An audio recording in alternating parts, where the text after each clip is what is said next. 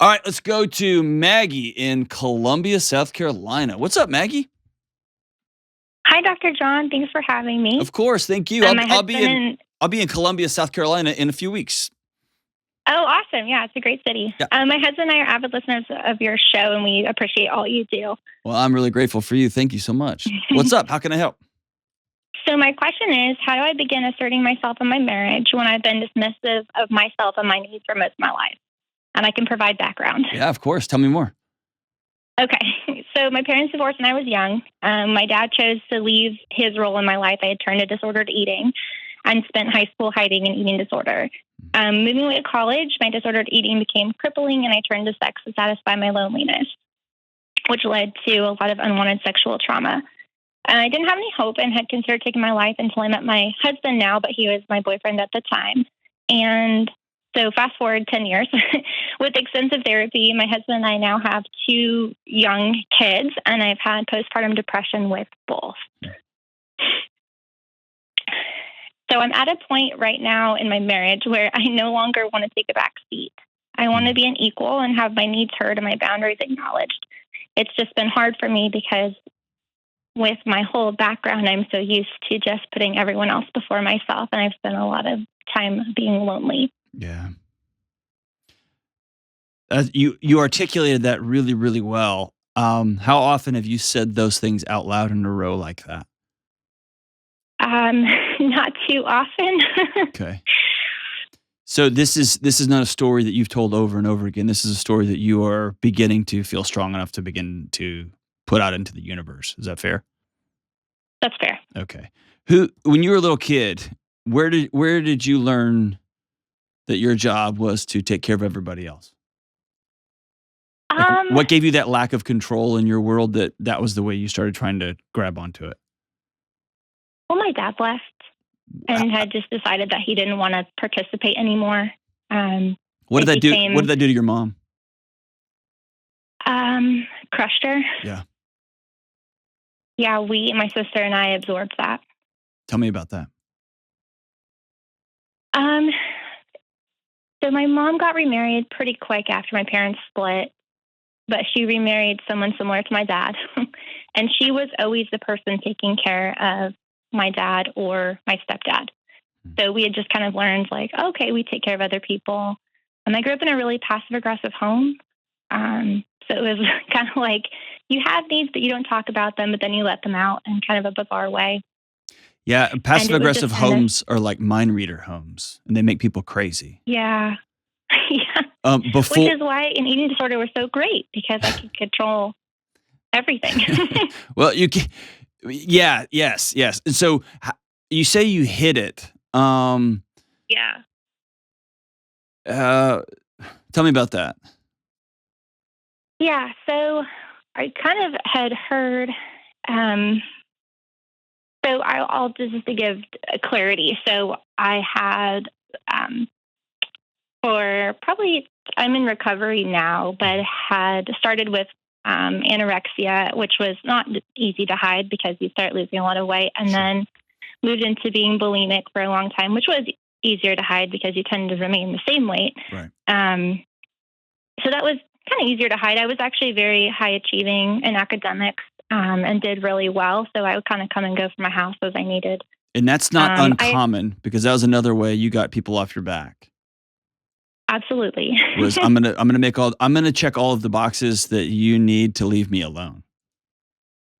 Yes. Yep. And because I want to paint a picture for you how this dance works. Okay. There is we always talk about the divorce, like dad walks out on us. But from a trauma perspective, especially for young kids, we often forget the 2 or 3 or 4 years before that mom and dad's relationship would have been a mess. And that chaos would have ricocheted through all the little kids in the house, through all the relational interactions in the house. So at a really young age, you start feeling how electric everything is. And how you don't want to make mom mad because she was just crying. Because like, there's not just a divorce is rarely just instantaneous, right? And so then it happens, and you're a little girl wondering what was so bad about you that dad left. And then mom rushes to fill that gap with some knucklehead, some other guy, and you're still Yeah. you're still wondering, where's mom? What about us? Are we not good enough? Right? So you see what I'm saying? So the whole dance happens, but then a weird thing happens. You find safety when you're alone, Hmm. and your body craves it. And so you start grabbing ways to control, and you end up realizing you found some currency with your body. I can actually connect with people and keep them at arm's length at the same time by sleeping with people that I'm not super invested with. Do you see how Yep. how your body plays both sides of that equation until it falls in on itself? Yes. It actually works for a while, right? Just like alcohol, just like cocaine, like it all works for a while. Hmm. It works for a while. Yes. Hmm. Tell me what it was about this guy you were dating amidst all of this that suddenly you said he's different. Yeah. So he, like I said, he's my husband now. We actually listen to your show together. It was interesting, right? He just wasn't selfish. He was just more interested about me as a person and trying to meet my needs than just kind of taking whatever he could get. Mhm. And that was probably the first time anyone's really done that for me. Um, And nothing about so your past, and I'm just not talking sexually, but I'm talking about your past, just the challenges you've had, that didn't scare him off? At the time, I didn't share everything with him. Okay. I got to kind of pretend to be someone new for a while. Eventually, that had come out, and we were able to work through that Okay. piece, and he Um, didn't leave. That was kind of another thing. It was like, oh, I'm just sharing more and more about myself that I think is just going to cause you to leave like other people have. okay. And you're still here. So fast forward to right now. What is it about Hmm. this season, or what needs are not being met? Are you not vocalizing, or are you not feeling like you're an equal part of your home? I So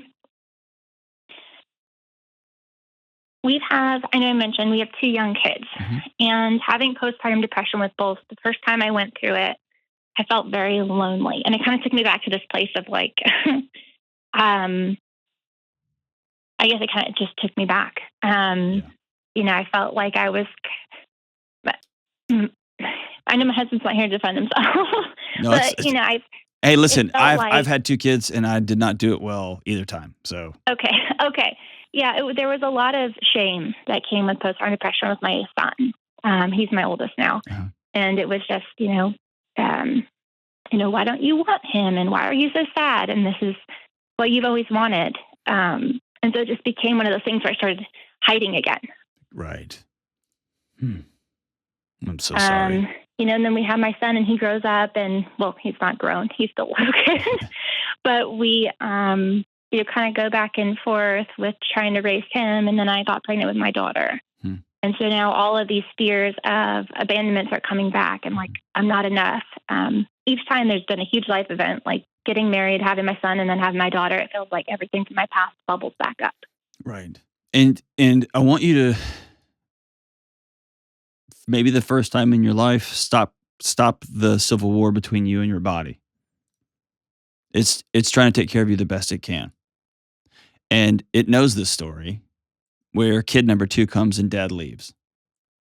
So it knows that story. And so it's just trying to get your attention, to remind you as loud as possible, hey, this is what's coming, even though it's not, right? When mom Yeah. probably heard or stepdad heard a full narrative about what you were experiencing in middle school, they probably told you that it was dumb, or stop talking, or you should just leave, or we're tired of, stop, hush, hush, hush, go, go, go, go. We're in the middle of something. And so you learned at a young age that stories about you turn people away from you.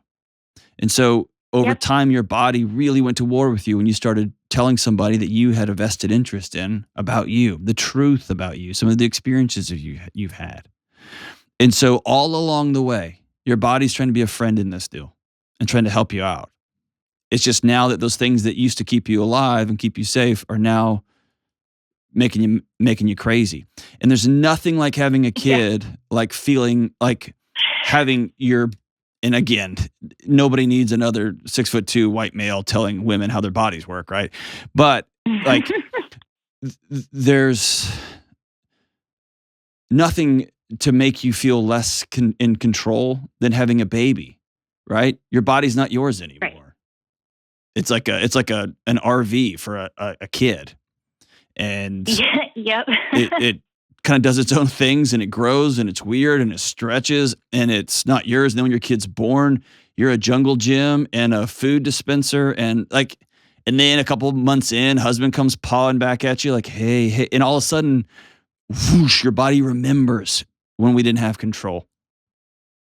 And remember when we kept everyone at arm's length so that we could protect ourselves, and we did protect ourselves, but we went crazy because we were isolated and alone. And you see that weird figure 8 dance that just happens over and over and over again. Yes. So you are not going to like my answer on where to go from here. I'm sure I'm going to love it. Let me have it. You won't. This is not to be fully present, to start speaking your needs out loud, to say things that you want to be heard in your home from your kids, from yourself, from your husband, from your community. There's not a checklist that you can do by yourself. What you're going to have to do is practice relational safety, which means you're going to have to regularly get with people who are not your husband and practice saying things out loud and then feeling your body when it feels completely and totally exposed and heading into that storm, not away from it like you've done for your entire life. Okay. You cannot, and hear me say this, and I'm saying it because I love you, you cannot do this part by yourself. Here's why. The pressure your body will feel, your autonomic nervous system won't allow it. The pressure your body will exert on you to not fully express how you feel to your husband because he might leave, that story is so woven into the fabric of your body that you're going to always hedge your bets, and then you're going to hate yourself for hedging your bets. And then your body's got a whole system of behaviors to take care of you when you hate yourself, like disordered eating, like finding yourself by sleeping around, like whatever behaviors, and then you're just going to invent new ones. You know what I mean? Like working 90 hours a week, or like I was just most recent one. eating. See, there you go. And most of us, we don't realize it. We just go through our lives going from anxiety to OCD to addiction in this loop. And we just finally kick addictions until we find one that the world rewards us for. And usually that's codependency on a relationship or working a lot. Yeah. And eventually the work will go to alcohol or you're going to find somebody at work that's going to make you feel alive again because you're so distant, and you're going to end up doing something that you can't take back relationally with your husband. Is that fair? Fair. So I will tell you one thing you can do by yourself. Well, so let me back up. Everything you've been told about your body up until now, that it's for somebody else's enjoyment, you're not in control, all those things, has led you to this story that your body can't be trusted. And think about this for a second. This is hard what I'm going to say out loud, okay? Is that cool? Yes. Yep. Your body told you can't even be happy with your kids. Yeah. Your body told you can't even tell when you look good and when you don't. Your body told you we have one value, and that is getting that guy off or finding connection with fill in the way. So your body has been trying to take care of you for so long, and you've got to make peace with the fact that your body's not telling you the truth anymore. And that's a scary realization and also a super freeing realization. I'm nodding. Okay. So we're going to get some friends, whether that's a group, whether that's a women's group, whether that's a counselor, and maybe time for a new therapist. I would recommend a group because you are probably, just by talking to you, you are brilliant enough to work your way. And I've just spent my whole career working with especially young women with eating disorders, disordered eating, and they are masters at controlling a conversation. Right? Yep. Some of the best I've ever encountered ever. And I was a dean of students at a law school for 5 years. So they can't hold a candle. So I recommend getting in with a group or getting 3 or 4 women that are your friends and tell them that some idiot on a podcast or on YouTube told you that you've got to have 3 or 4 people in your life that know everything, all the things. Okay? And I know that sounds terrifying and insane. This will only be healed relationally. Once your body begins to learn that it's okay to say things out loud, then you can enter into that space with your husband that says, I need help around here, or I know you love me, and when you ask me why I can't be happy with our kids, my body leaves. I'm out. And right now, saying those words out loud are terrifying, right?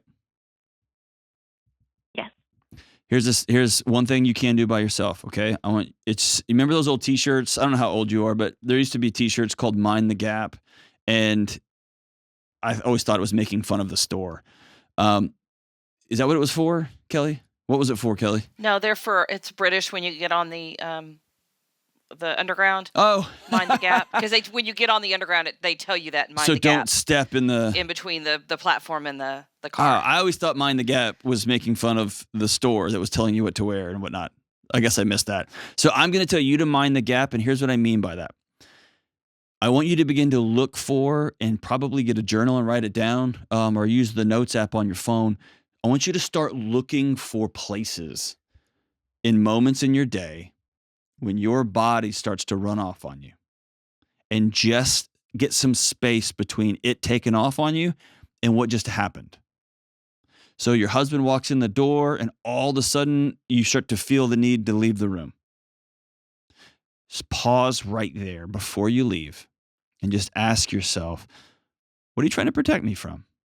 And it's really a curiosity. We're not mad, I'm not angry. I'm just asking my body, like, what did you find here that was scary? Or when your kid comes in and you start to push him away, ask yourself, what is it about my baby that I'm trying to push away right now? Am I overstimulated? Is his breath really weird? Has he not changed his diaper? And actually, I need help from dad and I haven't said it out loud and he's too clueless to even pay attention.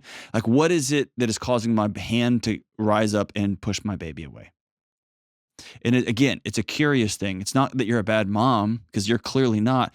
It's just your body's got some stuff wired into it. And we're just going to get to the bottom of what it's trying to protect you from. My guess is it's going to try to protect you from people that you love getting too close, because if they find out about you, they're going to leave again. Fair. Okay. So mind the gap, begin to practice that space. I still have to do that all the time too. That's a practice I think most of us will go do for the rest of our lives. But before the day's over, I want you to find a group. Find some friends, some women that you will make a regular connection with on a calendar you won't miss, and you are going to practice saying things out loud and feeling completely and totally exposed without the pressure of your body thinking your husband's going to leave when he finds out, or that your kids are going to fill in the blank, whatever they're going to take off on you. Hang on the line. Here's what I'm going to do. I'm going to send you Own Your Past, Change Your Future, the book. I want you to read through it. In fact, I'm going to send you 2 copies. I want you to read one and your husband to read one. Also, I'm going to send you both of the Questions for Humans couples cards. Here's what I want you to do with those. Just practice having a conversation with your husband. And these are no pressure. They're just slow. Like, it's not bass fishing where you're pulling a lure back all the time. This is catfishing. You're just throwing it out there and letting it sit. These are low impact questions. You'll go to dinner, do 5 cards, 10 cards, and you're just getting to quote unquote know each other a little bit better. But the whole time, what you're really doing is practicing telling your husband things about you, catching your body when it starts to take off, and reminding yourself that you're safe, you're safe, you're safe. I'm so grateful for you, Maggie. So grateful for you.